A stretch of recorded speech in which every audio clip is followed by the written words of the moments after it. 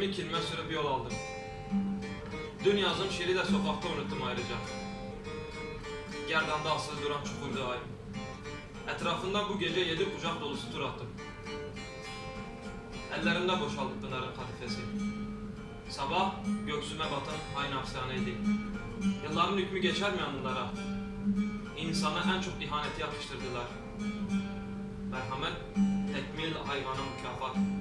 Sen kimin oğlusun? Tüy kadar kimse kayrılmaz burada, korkma. Geç, sen de onlardansın. Gözünün ortasından öpecekler seni. Alınlarına götürüp 7 kemik üzerinde yemin diyecekler.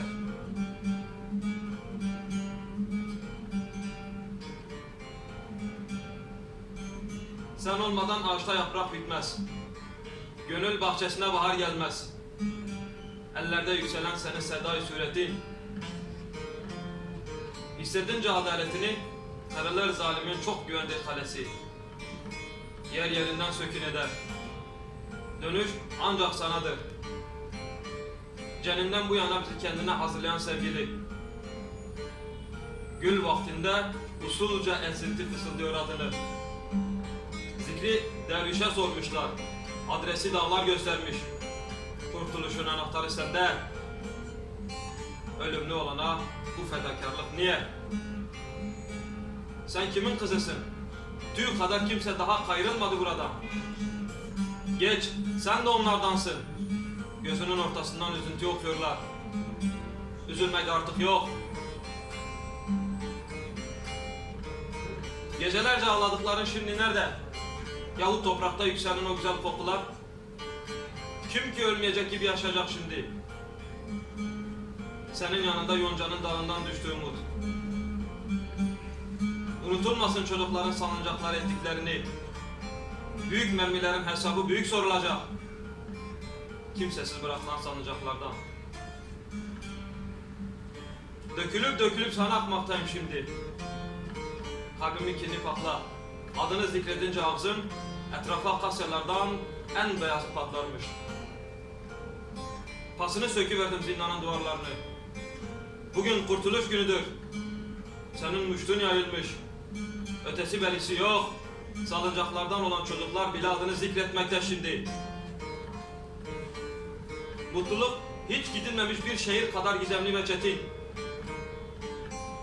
Korkmanın iklimini değiştirmişler. Yağmur ıslatmıyor beraber yürüyenleri. Yolları ayırmışlar. Adaletin kanına ekmek doğranmış, ortalığa korku sarmışlar. Damarlardan yükselen bu nidayı duyunca kaçak dünya mı arayacaklar? Sen kimin kavmindesin? Tüy kadar daha kimseyi kayırmakta mümkün değil artık. Geçemezsin. Zulmün 7 cihana nam salmış. Ellerinde boş sallanan salıncağının terkisi.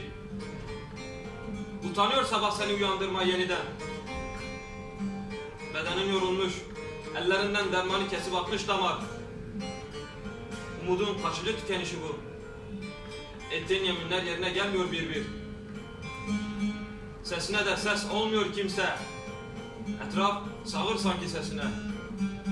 Geceler uzayıp uzayıp sabahlara kadar yakıyor gözlerini. Alnın acıyor. Tahmini zor gelen ayrılığın yüzünden. Ruhunu kursağından çekip alıyorlar. Tadı kalacak damakta. Kime gittiğini biliyorsa bedel. Sen kimin annesisin? Tüy kadar merhamete leke sürülmedi kimsenin. Gözünün ortasındaki acıyı sil. Korkma. Kimse üzülmedi daha buralardan.